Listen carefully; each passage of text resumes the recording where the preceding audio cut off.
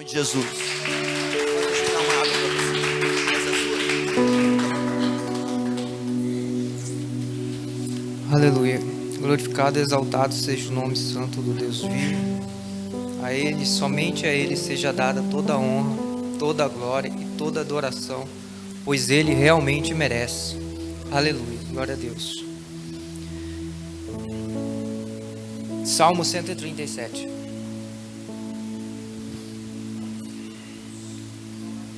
Serei bem curto nesta noite, mas entregarei tudo aquilo que o Senhor colocou no meu coração.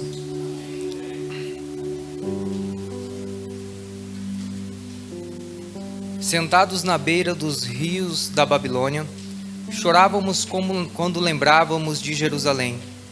Pendurávamos as nossas liras nas árvores que havia ali. Aqueles que nos levaram como prisioneiros, mandávamos que cantássemos. Eles diziam: cante para nós as canções de Sião. Mas em terra estrangeira, como podemos cantar um hino a Deus, o Senhor? Que nunca mais eu possa tocar a harpa, se esquecer de você, ó Jerusalém. Que nunca mais eu possa cantar, se não lembrar de você, se não pensar em você como a maior alegria da minha vida. Este salmo, ele, se não for o mais triste, é um dos mais tristes, porque esses salmos, ele fala de um povo. Nós não sabemos exatamente se quem escreveu isso foi uma pessoa ou algumas pessoas, mas a questão é que essas pessoas que escreveram estes salmos, eles estavam tristes, amargurados, porque eles estavam longe da sua pátria, exilados, eles estavam distantes. Vamos entender um pouco sobre a origem destes salmos. Cerca de 605 anos antes de Cristo, os babilônios, eles invadiram Judá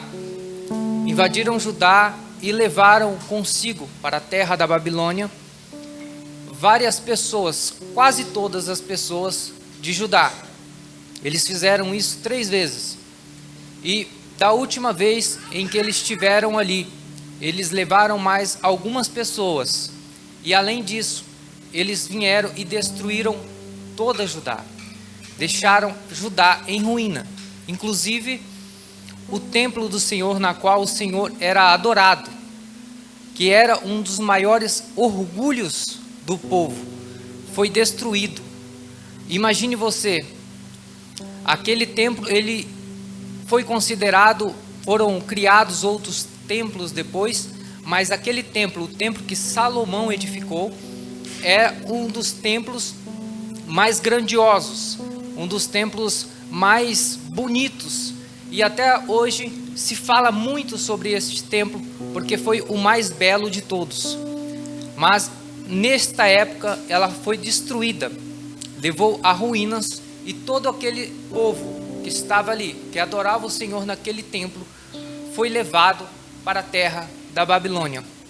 E lá eles escreveram estes salmos: salmo de exílio, salmo de tristeza, de angústia de um povo distante da sua terra. Mas não foi tão rápido assim. Talvez nós lendo, nós podemos ter a imaginação que foi simplesmente eles foram lá e destruíram rapidamente. Mas veja que antes o Senhor Deus levantou alguns profetas. Dentre eles, eu acho que o mais conhecido é Jeremias. Deus levanta Jeremias para avisar o que tinha acontecido, porque o povo havia se distanciado de Deus. Eles falavam, inclusive, no livro de Jeremias está escrito que eles chegavam a falar, a glorificar o nome santo de Deus, mas isso não passava apenas de palavras vazias, pois o seu coração estava distante de Deus. E Jeremias, homem de Deus, profeta, ele foi ignorado por muitos anos. Ele foi preso, ele foi torturado por muitos anos. E então o povo, com a sua desobediência, continuam a praticar, continuam com o seu coração distante de Deus. E então acontece aquilo o que o profeta Jeremias disse que ia acontecer. Os babilônios, eles vieram, eles pegaram os povos, todos os povos de Judá, aqueles que estavam nas suas casas, eles retiraram das casas, mataram alguns idosos, algumas crianças, alguns jovens, alguns adultos foram mortos, assassinados, e alguns outros foram levados. E o templo do Senhor, da qual o Senhor habitava e era adorado, foi destruído pelos babilônios. E então, assim como Jeremias, ele profetizou, ali se passa 70 anos do povo ali na Babilônia, o povo exilado. Foram 70 anos de abandono, 70 anos de distância, 70 anos de exílio. E vemos aqui no Salmo em que lemos 70 anos de tristeza. E nestes 70 anos, nós temos que entender algo. Nesses 70 anos, algumas pessoas nasceram na Babilônia. Eles eram descendentes daqueles que foram trazidos de Judá. Eles não conheciam Judá, eles nunca o tinham visto. Mas aposto e tenho certeza que alguns anciões, eles contavam isso para aqueles que tinham nascido.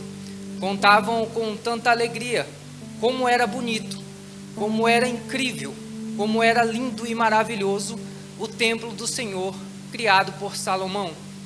E eles nasceram ali, nunca chegaram a ver, mas eu tenho certeza que quando era contado isso, o coração deles se alegravam, porque é assim quando alguém nos conta uma história, a nossa imaginação ela começa a criar aquilo.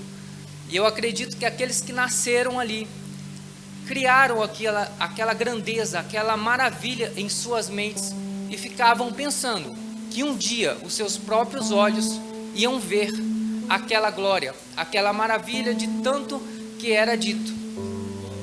Alguns, nesses 70 anos, alguns desses também, eles foram levados, mas eles morreram na Babilônia. Alguns deles, eles viram toda aquela tristeza, toda aquela matança, e foram levados como exilados para a Babilônia. E se passou um tempo, e eles nem se foram capazes novamente de ver Judá novamente. Eles tinham na esperança deles de voltar a ver com seus próprios olhos Sião, voltar a ver com seus próprios olhos a grandeza de Judá, a grandeza do povo de Jerusalém. Mas eles morreram em exílio, não foram capazes de voltar e ver tanta glória, tanto poder, na qual Deus derramava sobre o templo dele. Então, vemos aqui que durou 70 anos, assim como Jeremias havia dito. Jeremias falou antecipadamente que o exílio duraria 70 anos, e assim foi. Passa-se 70 anos, e aquele povo, eles voltam para a pátria. Só que aí eu imagino aquelas pessoas que nasceram na Babilônia e voltando para Judá. Eles com aquela expectativa de ver aquele grande templo, de ver aquelas grandes construções, de ver a casa do rei e todas aquelas grandezas que eram ditas pelos anciões. Só que eles chegam novamente para Judá, depois de 70 anos de exílio, e eles se deparam com uma Judá devastada, destruída, acabada. Assim também, e isso nós vamos poder ver em Ageu, no livro do profeta Ageu, que algumas pessoas que saíram de Judá na época, que foram levados para a Babilônia, eles, em sua robustez, eles viveram um tempo suficiente para voltar depois dos 70 anos de exílio. E imagine eles, aqueles que viram a grandeza do templo e voltaram, olharam para onde deveria estar o templo, e eles enxergam apenas ruínas, apenas destruição, e dentro da sua mente eles começam a lembrar da devastação, da morte, do exílio, da destruição. E então, com isso, o que acontece? Obviamente, quando você tem uma expectativa muito grande sobre algo, e aquilo, quando os seus olhos se deparam com uma situação daquela, você se desanima. E foi assim que aconteceu com o povo pós-exílio, depois que eles voltaram da Babilônia. Eles ficaram desanimados. E aí nós vamos ver em Ageu capítulo 1, versículos 7 e 8.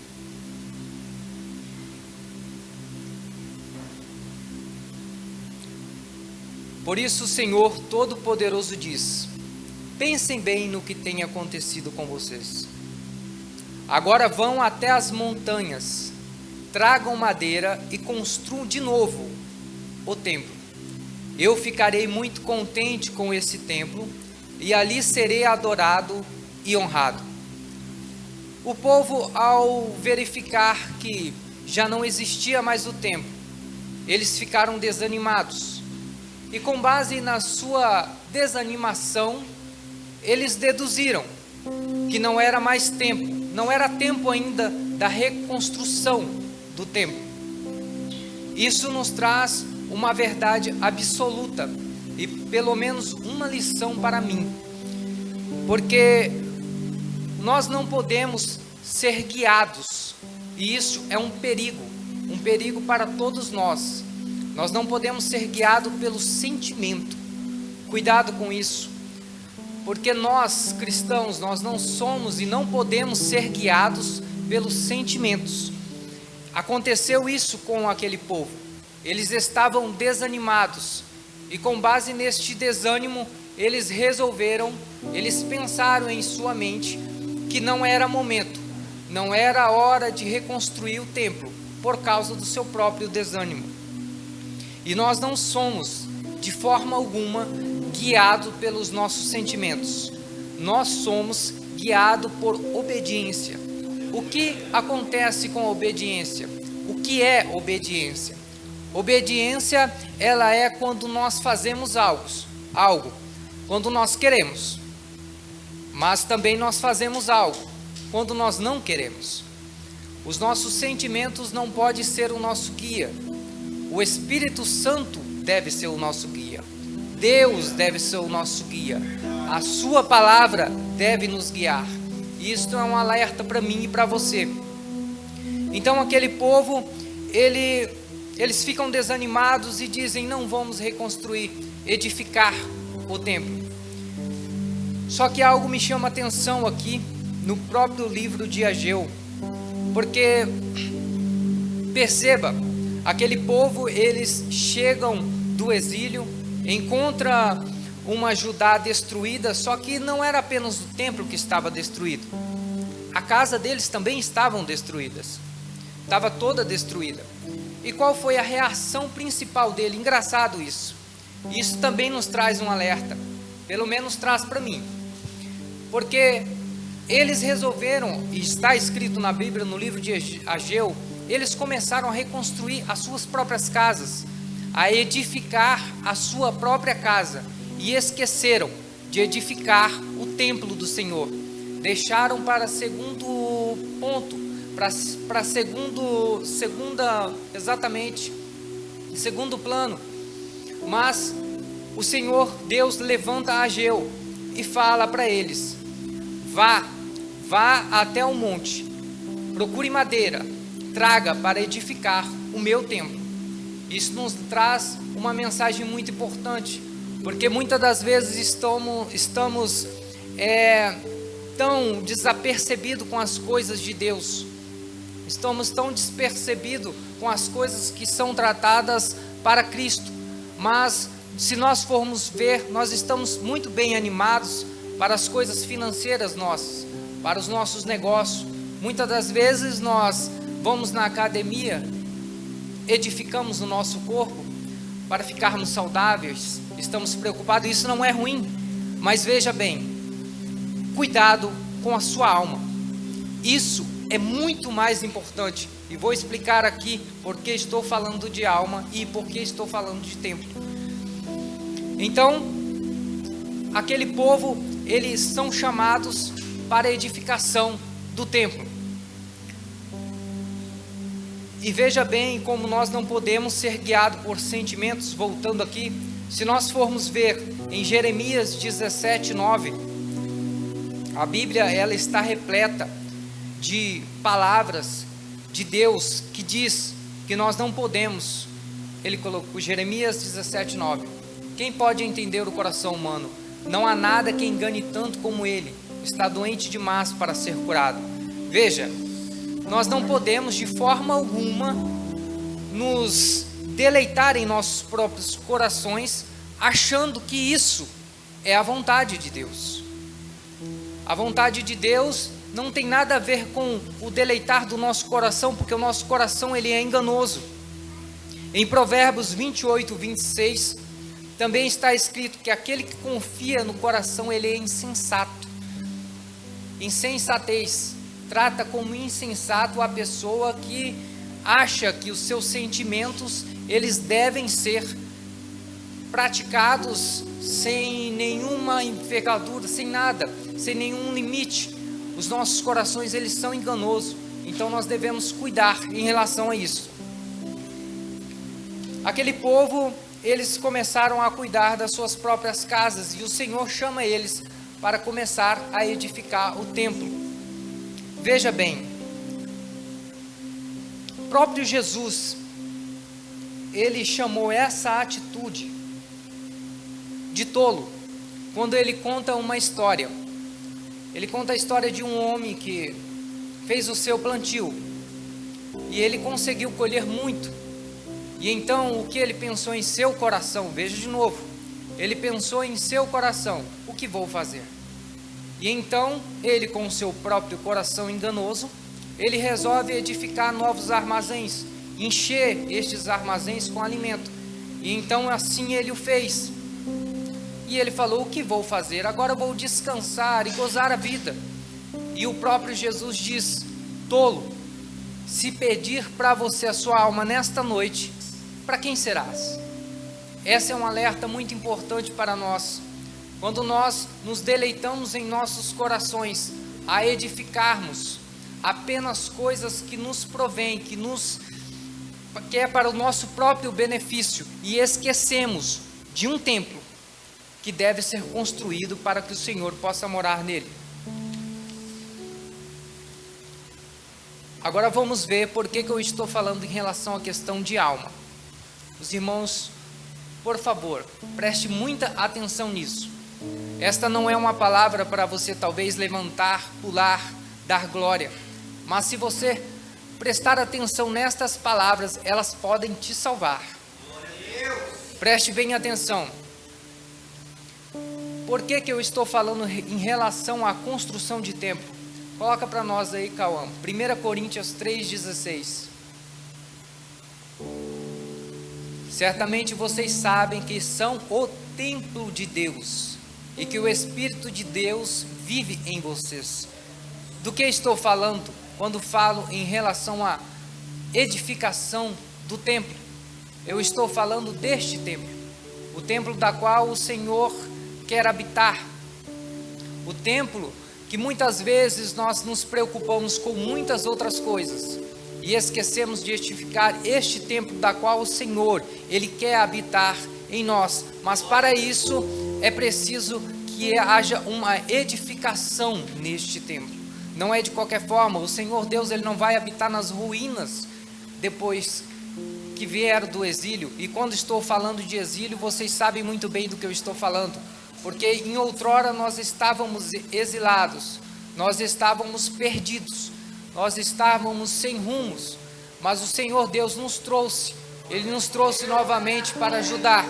E agora, será que nós temos a capacidade de ficar desanimado? Desanimado nós deveríamos estar quando nós estávamos lá no mundo, quando nós estávamos sujos do pecado, mas agora nós estamos aqui diante de Deus. Deus nos trouxe do exílio e Ele está falando nesta noite: edificai, edificai o templo do Senhor, porque Ele quer habitar em você. Aleluias. Deus está encorajando, te dando ânimo, e Ele diz para você: trabalhe, esforça-te para que este templo seja criado. É uma ordem: edificai, edificai, edificai. E talvez você possa perguntar: serei bem curto, já estou terminando, mas só falarei aquilo que o Senhor mandou eu falar. Por que que devo edificar? Por que que devo subir ao monte, pegar estas madeiras, ter todo este trabalho para edificar este templo? Eu vou te dar aqui 2 motivos. E sinceramente, depois de eu dar esses 2 motivos, se você não se encorajar, se você não se reavivar para fazer isso e edificar o templo do Senhor na sua vida, sinceramente nada mais vai te animar a fazer isso. O primeiro motivo está em próprio Ageu, no livro de Ageu, capítulo 2, versículo 7. Vou fazer com que tremam todas as nações. Antes de ler, o que aconteceu? O Senhor Deus, Ele falou para o povo edificar o templo, e o povo foi e edificou. Só que chegou certo momento que o pessoal olhou para o edifício, e alguns daqueles que estavam em Judá antes da Babilônia invadir, olharam para o templo novo que tinha sido edificado, e ficaram mais desanimados ainda, porque a referência de valor era muito diferente. O templo de Salomão era incrível, o templo de pós-exílio era bem fraca, mas veja o que o Senhor Deus falou: vou fazer com que tremam todas as nações, e as suas riquezas serão trazidas para o meu templo, aqui em Jerusalém, e assim encherei o meu templo de beleza. O que o Senhor Deus está falando aqui para mim e para você? Edificar o templo. Engano seu que este é o papel de Deus. Edificar o templo, ele é papel nosso. Deus está falando isso: edificai, edificai. Em nenhum momento o templo foi edificado por Deus, não, foi ordem de Deus e foi edificado por aqueles da qual Deus deu ordem. E então, aqui nós vemos que o Senhor está falando: edificar é um papel seu, mas encher o templo é papel de Deus. Então edificai, porque o Senhor, Ele quer trazer as riquezas. E acredite, aqui Davi, no Salmo 4, versos 6 e 7, Cauã vai colocar para nós, ele nos dá, quando eu li, sinceramente, ele não me deu um tapa na cara, porque eu gosto muito desse salmo, porque traz uma verdade do coração de Davi. Há muitas pessoas que oram assim: dá-nos mais bênçãos, ó Senhor Deus, e olhe para nós com bondade. Mas a felicidade que pões no meu coração é muito maior do que aqueles que têm comida com fartura. Se nós formos olhar alguns pregadores mercenários por aí, nós vamos observar que alguns deles vai usar este capítulo do livro de Ageu, capítulo 2, verso 7, que nós lemos anteriormente, para dizer que essas riquezas, elas são bem materiais, mas Deus em nenhum momento fala sobre isso. Aqui Ele está falando sobre uma riqueza espiritual, e eu quero dizer para você: há uma riqueza maior do que o Espírito Santo habitar em você? Não existe paz neste mundo que é capaz, nem dinheiro neste mundo, ouro neste mundo que é capaz de pagar a presença do Espírito Santo. Não há nada. Então aqui Davi, ele fala que as pessoas, elas costumam a procurar bens, a orar para Deus, procurando coisas financeiras, coisas deste mundo. Mas ele diz, e por isso nós vemos porque ele é considerado o homem segundo o coração de Deus, por causa destas coisas. Porque ele diz que a maior riqueza que se pode ter é a paz que o Senhor e a felicidade que o Senhor nos proporciona através do Espírito Santo. Edificai. Segundo motivo para edificarmos o nosso templo, este templo do Senhor, está no versículo 9 do Ageu 2, versículo 9. Então o novo templo será ainda mais belo do que o primeiro, e dali eu darei prosperidade e paz ao meu povo.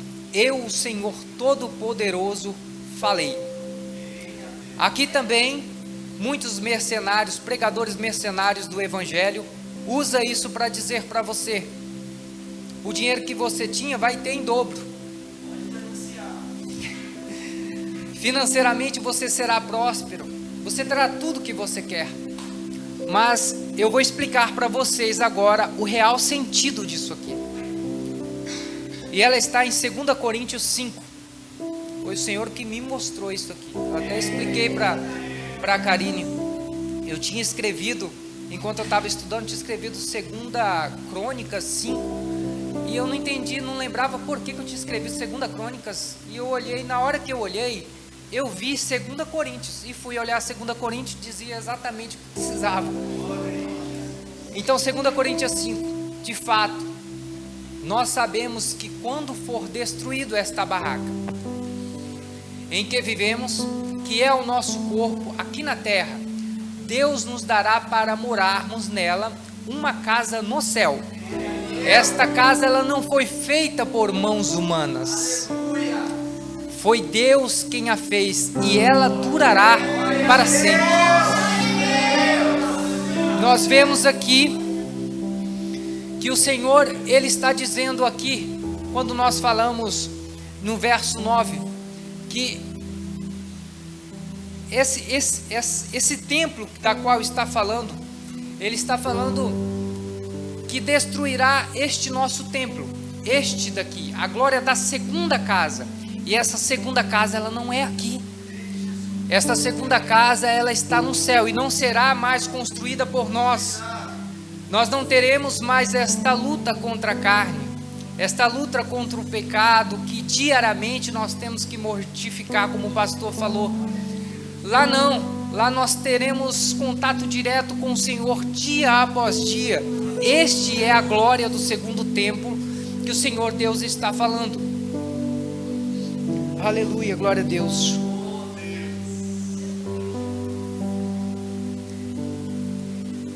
E nesse novo templo terá algo que Apocalipse 7:17, que é a esperança de todos nós,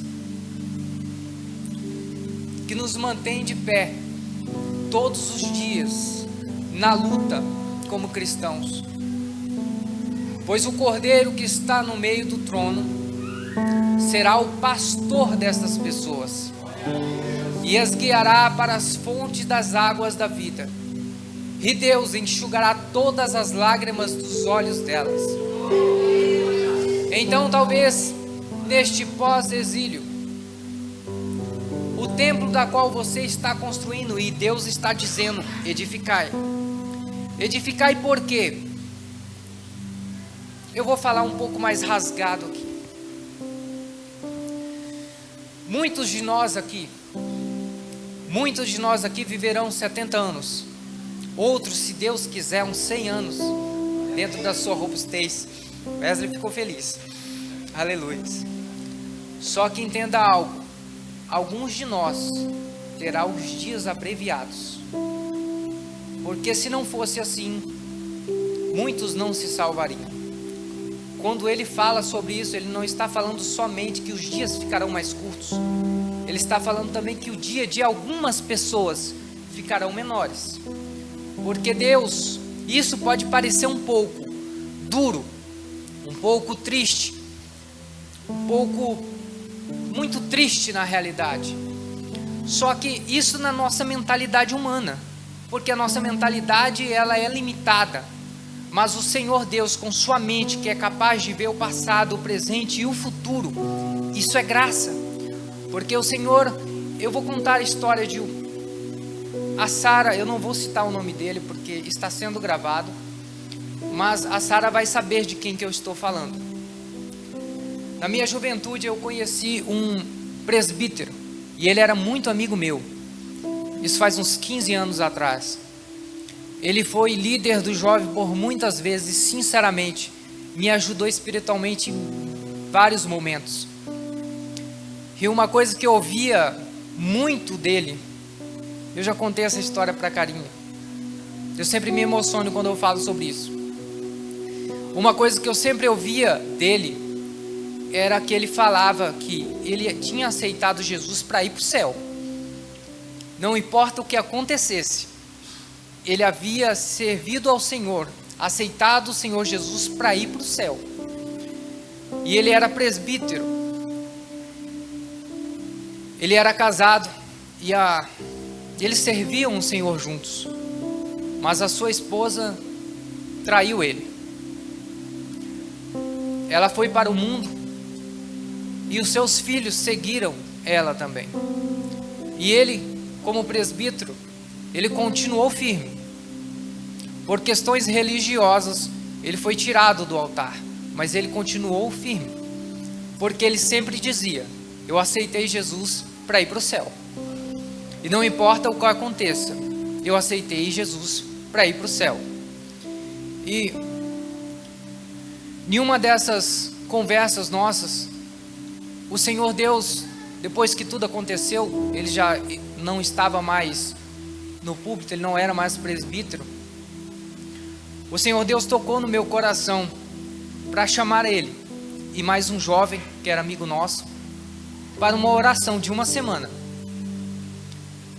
E assim foi, porque na Assembleia de Deus, vocês conhecem, basicamente tem alguma coisa todo dia. Se não é ensaio, é culto. Então sempre depois do ensaio ou do culto, nós íamos orar. O Senhor Deus tinha colocado no meu coração, eu chamei eles aceitaram e nós começamos. Nós oramos na segunda-feira, nós oramos na terça-feira, nós oramos na quarta, nós oramos na quinta-feira. Na sexta-feira, eu estava indo para a casa dele porque ele morava do lado da igreja. E eu passei pela frente da igreja e vi que o ensaio estava terminando. Já era a hora de nós irmos para a oração. Só que eu cheguei na casa dele e estava tudo desligado. Era para ele ter chegado 1 hora antes. Então eu voltei, estava voltando para casa, que eu morava perto também. E veio um dos obreiros, o Adriano. Ele veio chorando.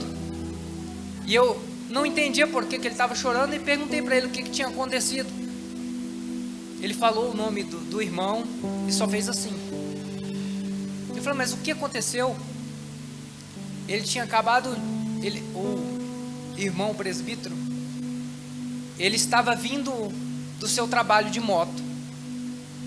E pelo menos os que os peritos dizem é que enquanto ele estava subindo a serra ali, a esposa vai saber exatamente como que é, estava subindo ali o bairro de moto. O que eles presumem é que um dos homens que estavam ali para assaltar ele entrou na frente dele e ele resolveu não parar, e o homem disparou e o tiro acertou na testa dele e ele morreu. Agora imagine o desespero nosso. A Sara já sabe de quem que eu estou falando. Então, o que eu imagino, o que isso me trouxe de exemplo, é uma coisa que eu sempre digo e falo: o Senhor Jesus, Ele não morreu por causa do nosso corpo, para que Ele se mantesse. Não, Ele morreu para que a nossa alma fosse salva. E eu achei aquilo muito cruel, mas o Senhor meu Deus, Ele acalentou a minha alma dizendo: isso é na sua mentalidade limitada, mas eu sabia o que ia acontecer lá na frente. Quem sabe Ele ia se desviar para o mundo, e lá o inimigo ia matá-lo e levá-lo para o inferno. Mas como ele sempre dizia, eu aceitei Jesus para ir para o céu. E assim foi, o Senhor o resgatou. Aleluia, glória a Deus. Isso me lembra também a história do pregador. Eu cheguei a citar o Marco Antônio, se não me foge a memória o nome dele. Ele era um pregador. A Andréa lembra, sabe de quem eu estou falando ou não? A última pregação dele foi gravada, foi nos Gideões. E a última pregação dele, ele falava sobre os rabiscos de Deus. E ele repetia na pregação dele, isso não era comum nem de ele ficar repetindo a mesma coisa. E ele repetia: eu quero ir para o céu. Meu lugar é o céu. Eu não sou daqui, meu lugar é o céu. Luiz Antônio. Ele dizia isso na pregação. E ele falou que ele estava orando para Deus, para que, se ele soubesse, que ele sabia, porque Deus sabe de todas as coisas, que ele fosse desviar, que o Senhor Deus levaria ele 24 horas antes. E o que aconteceu? Naquela mesma época, não sei exatamente quanto tempo, mas não foi muito tempo depois, o voo da TAM caiu. E neste voo ele estava. Então, do que estou falando quando falo que nós devemos edificar o nosso templo? Porque nós não sabemos a hora, não sabemos o momento em que isso vai acontecer. Isso não é brincadeira, isso não é para emocionar, não é emocionalismo, não. Isso é uma verdade. Nós devemos edificar o nosso templo do Senhor para que Ele habite em nós. Porque a palavra de Deus diz: sem santificação não podereis ver a Deus. Sem edificação não existe outro caminho. Jesus é o caminho, mas qual foi o caminho que Jesus nos deixou? Jesus, Ele não se preocupou com o seu próprio corpo. Jesus, Ele não se preocupou com o que deveria passar por você. Ele passou, morreu, mas ao terceiro dia ressuscitou para te salvar. Então, o que Deus está falando nesta noite é: edificai o templo, edificai o templo, porque eu irei enchê-lo com o meu Espírito Santo. O Espírito Santo é o selo da salvação. Sem ele, nós não podemos dizer que somos salvos. É o selo, o Espírito Santo é o selo da salvação. E esta é a mensagem curta, mas é a mensagem que o Senhor me deu. Não falei nada mais e nada a menos do que o Senhor ordenou que eu dissesse. Vamos orar?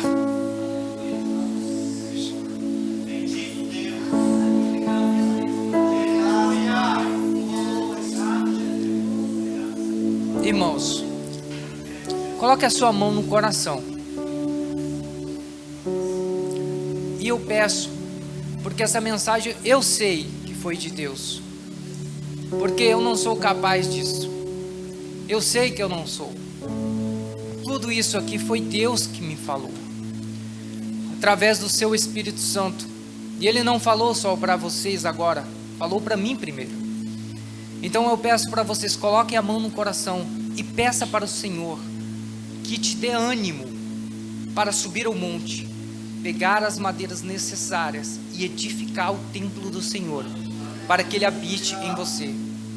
Senhor meu Deus, eu te peço, Senhor meu Deus, que a Tua palavra, Senhor, foi dita nesta noite. Assim como o Senhor ordenou que eu dissesse, assim foi dito, Senhor. mas o Teu Espírito Santo agora é que vai fazer, Senhor, o devido trabalho. Senhor Jesus, eu te peço, meu Deus, venha dar ânimo ao desanimado, Senhor Jesus. Venha dar força, Senhor, para nós subirmos ao monte e edificarmos, Senhor, o templo para que o Senhor possa morar. Senhor Jesus, envia Teu Espírito Santo, Senhor meu Deus, para que esteja conosco, Senhor meu Deus, que venha trazer, Senhor, muitas bênçãos, Senhor Jesus, ouro, prata, toda a beleza, Senhor, que o Teu Espírito Santo traz, Senhor Jesus. Ó Senhor meu Deus, eu te peço, Senhor Jesus, que todos os dias, Senhor, nós venhamos amanhecer animados, Senhor. Mas, Senhor Jesus, nós sabemos que isso nem sempre vai acontecer, Senhor, mas eu te peço, Senhor Jesus, nos dê força para obedecer, mesmo quando nós não queremos, Senhor. Todos os dias nós possamos edificar o templo que o Senhor ordenou nesta noite, para que nós edificássemos, Senhor Jesus. E o Senhor, com o Teu Espírito Santo, venha habitar em nós. Em nome do Teu Filho amado, Jesus, nós te pedimos, Senhor Jesus. Amém.